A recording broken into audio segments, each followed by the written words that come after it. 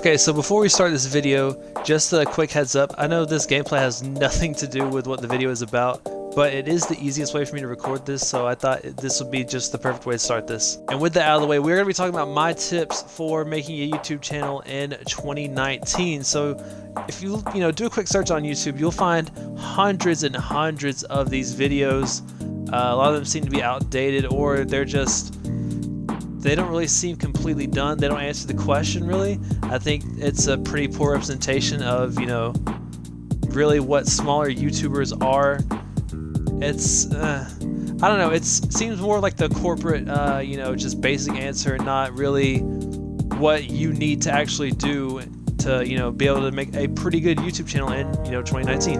Now, if you are doing this for money, more props to you, whatever, but you might be disappointed to find out that it's actually quite hard to make money on YouTube. Okay, and with that out of the way, we'll go ahead and start the list. At number 10, I'm going to go ahead and make that the content. So, the content that you are going to make is important because if, let's just say I make a baking channel today, and I know nothing about baking, I just, okay, so for a video I'll study, 2 recipes, and that's it. That is going to be a horrible YouTube channel, like god-awful channel. You want to do something that you love. You don't want to do something that, I don't know, people are watching this, let's just do this. That's just, if you want to do it, you can try, of course, more power to you. I'm not saying you can't. I'm just saying it's a lot better to, do what you know and what you like compared to just trying something completely different that, who knows? You might like baking. Maybe you want to just, be like, okay, so this is me, getting better at baking. I understand that. But if you're like, oh, I'm a master baker, I've been doing it for years, and the only thing you make yourself is like microwavable dinners or something like that, then, it's going to be quite obvious. And number 9, I'm going to go ahead and put themes. So a theme of a YouTube channel is quite weird because you might not have a theme, but you might have one.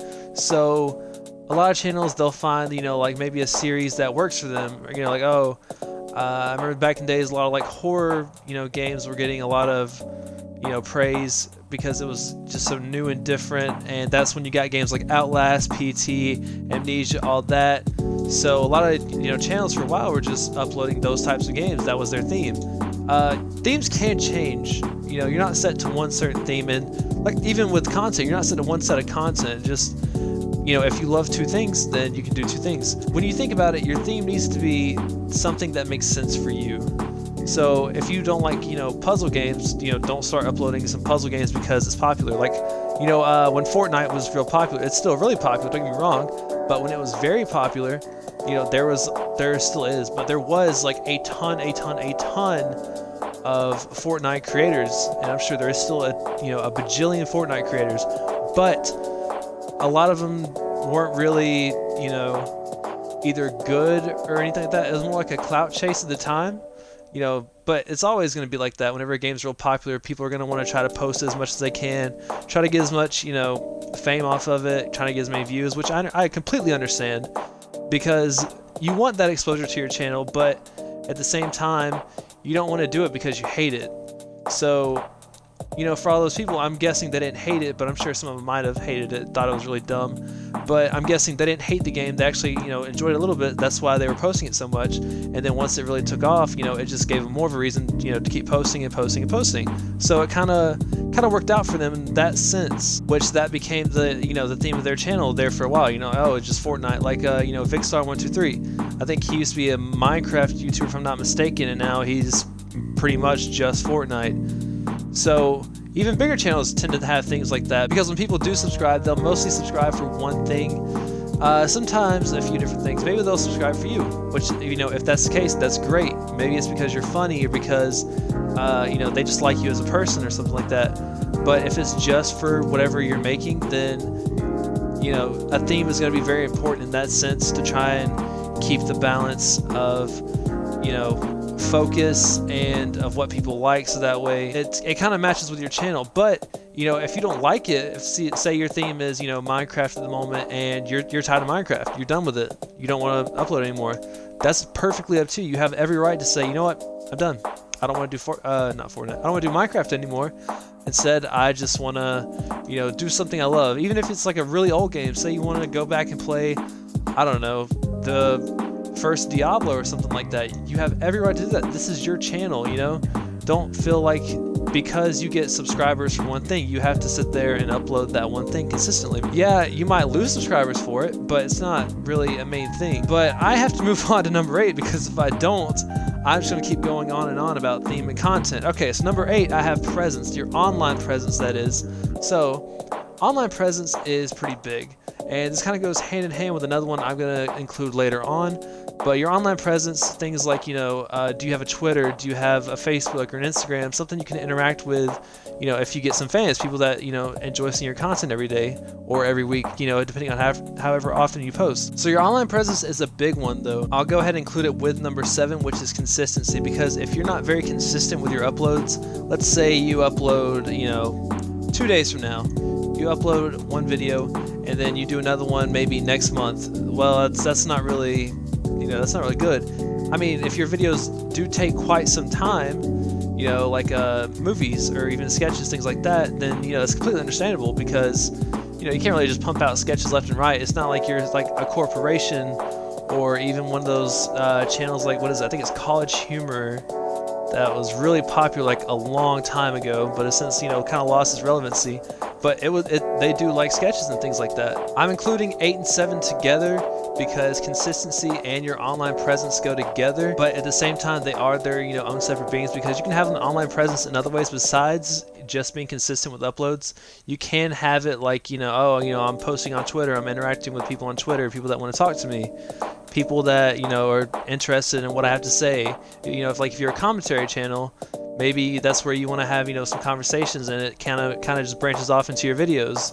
You know, just things like that are, you know, good ways to kind of build, I'm not gonna say a fan base, but like a community, because it's all a sense of community around just one particular hub. Just like with 8 and 7, I'm gonna include 6 and 5 together, which is, why are you doing it, and don't be something that you aren't. So I kind of touched on this a little bit earlier, but, you know, like I said, if you don't know a thing about baking and you want to proclaim to be the best chef, you know, to ever walk the earth, then, you know, you're not going to last too long. And if you're just doing it for money, you don't really care, then that's not really good. Yes, you can earn YouTube on money. I know everyone knows this, but it's not really it's not really that easy. Even channels that have 100,000 subscribers, you know, 30,000 subscribers, it's still a pain in the butt to try to earn money off of it, because they're just not making, you know, enough. That's why you'll see channels, I've seen plenty of channels, they'll have like 35,000 subs and they'll post like 4 videos a day. Why are they posting so much a day? Because they only get like 1,000 views per each video, and that 1,000 views equals up to about a day's pay of like a regular job. So it kind of does make sense if you do want to try to earn money off YouTube, but it's going to be a really, really tough grind, and you might have to rely on trying to get, you know, a very popular video or like a viral video of some sort to really just boost that chance of you even being close to getting some kind of, you know, paycheck from YouTube itself. And, you know, which goes back to, you know, don't be something you aren't. Don't post something because it's popular and you just hate it, you hate everything about it, because then you're just not having fun. And what's the point of doing it if you absolutely hate it? It's just like working a job that you hate. Like, why? There's no point in doing it. You know, it becomes a chore at that point. And when that happens, then really you're just doing it not even for yourself, not even for anyone. You're just doing it to do it. All right, and number 4, this is it's kind of a tricky one, because I titled it "How to Correctly Do It," because there are plenty of small YouTubers out there. I mean, I come across them all the time. You know, 50 subs here, or maybe 100 subs, or even, you know, 15,000 subs. You know, that's still a small YouTuber. Yes, they have a ton of subs, but, you know, you don't know how long they've been uploading. They could have been uploading since 8 years ago or 9 years ago, and they got one viral video. I saw one channel had like 30-some thousand subs. And it was the same one I was talking about earlier, where they'd average maybe maybe 1,000, a little less than 1,000 views per video. So they pump out videos left and right. And the reason they have so many subs is because a few years back they got a viral video. Actually, they got 2 viral videos, I think. One had over 10 million views. One had about 2.5 million, if I'm not mistaken. and that's how they were able to get so many, you know, subscribers. And it kind of did work for them though, because they were able to build a community, but it's still not, you know, really correct, because don't rely on trying to get a viral video to really boost your channel. I say this, but I do have a video that kind of boosted my channel, and without this one video I probably only have like 20 subscribers, but for the time being I'm just gonna act like that's not the reason. Alright, next I want to get into a few more different aspects of it. So let's talk about editing and thumbnails, which are number 3 and number 2. So a lot of people don't really know how to edit, which I don't blame them. It's, you know, a very complicated process, but you know, it's something that you can easily learn, and I think, you know, learning it is a pretty good skill for a lot of things. You can use it later in life, or you can use it for, you know, some kind of career that might involve that. I think it's, you know, a pretty excellent trait that you can learn, and what better way to learn it than, you know, downloading one of the free editors. And if you don't know any good free editors, I'll probably try to remember to link the one that I use in the description down below. I like to use Lightworks. It's the only one I found that really is kind of breaks it down to be very simplistic, but you can also still do some, you know, cooler stuff with it, which I haven't quite learned yet. Fun fact, but editing videos is a very big part of this, as I'm sure most of you are aware. Even I think YouTube does have a free editor that you can use, and that's probably one of the best little options that they've had. They used to not have it, but they recently added it back to really make things easier for people that may not have, you know, the best computers. Like I know when I first started, I had a terrible computer. I was using a Chromebook. Yes, a freaking Chromebook to edit videos, and it just was not going well. But I was using YouTube's free editor, and it was a good way to kind of start me off. And I think I got my first actual subscriber, you know, whenever I was doing that, because, you know, you always have, like, you know, family or friends or something that'll subscribe to your channel, just as like a little courtesy type thing. But my very first actual subscriber, I remember, was from some Call of Duty video I got done. It was like a prop hunt thing, which just so happened to be one of my first videos that hit over 100 views, which I was completely gassed about. I was so happy, because I don't know, I thought it was crazy. Even if, you know, let's say the watch time was terrible, just to think 100 people actually clicked on my video was nuts to me. And it's still pretty nuts to me. And you know, I never really know what to say whenever I see more than probably 15 views. I'm like, wow, okay, I guess I did something right, or maybe I'm that interesting or something. I don't know. I always think it's crazy. But even if you don't have the hardware, that's what I was trying to get at. Even if you don't have the hardware to necessarily edit, there are still ways that you can get past it. Because I know I had a sucky computer, right? I'm not counting the Chromebook. Another computer that I could get the software for editing on, but I couldn't actually use it because things like my CPU and RAM and all that just weren't right. It was so laggy. I couldn't even upload in 360p if I wanted to. So sometimes there is stuff like that where you actually just can't do it. So what I recommend is doing the same thing that I did, is just try to make it work however you can. So YouTube's free editor is a good way to do it. And, you know, if you are working, or if you're in school, maybe it's a little hard to do this, but if you are working, try to save some money as much as you can. I do realize how hard it can be to save, and really for the amount that I'm going to save, but try to save about, I'm guessing about $200 to $300 for a decent little computer, just one to, you know, if you really want to try to do it seriously, something that'll, you know, kind of increase the, I don't want to say quality, but it is the quality of your videos. Like I found one channel, I can't remember who it was, but I found one channel, and the very first video I clicked on them, it started out with him coughing, sounded like he was dying.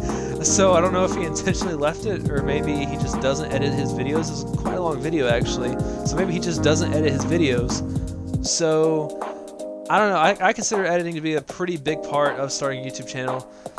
You know, maybe if you want to, it'd be nice to go ahead and start learning, trying to edit, maybe just taking like a little 30-45 second clip and just trying to make whatever you can out of it, trying to put some cool effects on if you want to, you know, just something to really try out and see, you know, oh, well, I don't really like editing, so I probably won't make any YouTube videos. Or maybe you have a friend that does know how to edit pretty well, and if you have some, you know, spare money, or maybe you just want to, you know, try to, I guess, do a favor for a favor, and, you know, have them try to edit your videos, and you can give them something else in return, like maybe helping them start their own YouTube channel with all the things that I've told you here. Not a bad idea. I mean, if they're good at editing, though, they might as well already do it. Thumbnails is also a big part. I'm not saying go out and buy Photoshop by any means, because I know Photoshop is, I don't even remember how much Photoshop was. I looked it up and I thought it was pretty ridiculous. I remember that. Just like Sony Vegas Pro is, you know, that's editing software, is extremely expensive. So I highly don't recommend going out and spending money for something that is so uncertain. I say that, but I told you to go buy a computer. I don't recommend buying editors and things like that when you're so uncertain. A new computer is always good for anyone because you can do so much with a computer versus like an editing software like Sony Vegas. You know, you're just editing videos versus a new computer. You can use it for anything. If you want to go to college, there you go, brand new computer. You can download all kinds of things that you might need for it. It's all around a good investment. Even if, you know, they are only good for so long, it's still a pretty good investment versus, you know, buying Sony Vegas or Photoshop. Terrible idea for something so uncertain like YouTube. You don't have to go out and spend the money, because even if you do go out and buy the nicest cameras, the, you know, best microphones, anything like that, it's just not guaranteed, really. And I know it's become quite a meme, you know, of how bad, you know, clickbait is on YouTube, but it is quite essential to really just trying to put forth, you know, what your video is, try to get more clicks on it, because the more clicks, the more exposure. That's not, you know, that's not to say, you know, go out and clickbait every single thing, because then you're just going to get a lot of dislikes on your video and you're just going to draw a lot of hate. Yeah, it's still publicity, and any publicity can be good publicity. Even I think it was a long time ago, Sam Pepper's prank with the whole kidnapping thing, it gave him a lot of, you know, publicity. And I mean, people still talk about it from time to time today. I always see comments on YouTube talking about it. So I don't recommend it, and I highly don't encourage it. But if that's what you want to do, that's how you take this advice, then, you know, that's all on you. But with thumbnails, there are free little things that can let you do it, you know, pretty well, that you don't even have to download. Like Pixlr is a good one. The site does have problems sometimes, and there is quite a lot of ads, so I do suggest having an ad blocker on there. But Pixlr is a very, very good site, and I will link that one down in the description below for sure, because Pixlr is the one I use always. I've tried GIMP and things like that, but I never really liked it as much. Pixlr breaks it down to its simplest form, and kind of just makes it so much easier for you to use. Okay, and finally, number one, the biggest and baddest of them all: have fun. Have fun, enjoy yourself. Don't try to, you know, burn yourself out making 6 videos a day or something crazy like that, because it's just not possible. Just enjoy yourself. It's a hobby. It's not, you know, it's not your full-time job. It's not your part-time job. If it gets to that point, then congratulations. You've officially made it. And give me a call. No, I'm kidding. But if it does get that far, congratulations, seriously. And I wish you nothing but the best on your journey to 1 million subs, 100,000 subs, even 5 subs. Your first 5 subs are probably the hardest to get. But like I was saying, just make sure you have fun with it and try and just be yourself, because everyone can tell whenever you're not really enjoying yourself. You're just kind of doing it to do it. That, you know, it's just like working at McDonald's and hating your job. Everyone knows you hate your job. So why are you still here? You know, you can go out and you can do something better with your time, just like with YouTube. So like I said, I'll say it for the 4th or 5th time, something like that. Have fun. Don't take it too seriously. This isn't the Olympics. This isn't, you know, some contest of who can hit 100K subs first. You know, it's not a bad idea to really motivate you. But yeah, and if you can, try to get some friends with you to do it, because, I mean, why not? Maybe it'll be easier for you to collaborate, more video ideas. I don't know, it's just, there's plenty of things to do on YouTube. So you're never really bored, there's never really a dull moment. And even through all the struggles and the worst times possible, You know, maybe you're not getting many views. Maybe you'll go through a period where you only get like 5 views per video, or even 2 views, and one of those is yourself viewing it. That's okay, because just know that you're trying, and that's all you can do. All you can do is try. Put in effort, give it your all, and if it doesn't work out, it doesn't work out. That's fine, because all you're doing is learning and creating something for yourself that no one can take away. Alright, but that is going to do it for today's video. If you guys learned anything, let me know in the comments down below. Let me know if there's anything I forgot, or maybe something you've learned yourself as a small YouTube creator that just want to share with other people. Yeah, thank you guys so much for watching, and peace.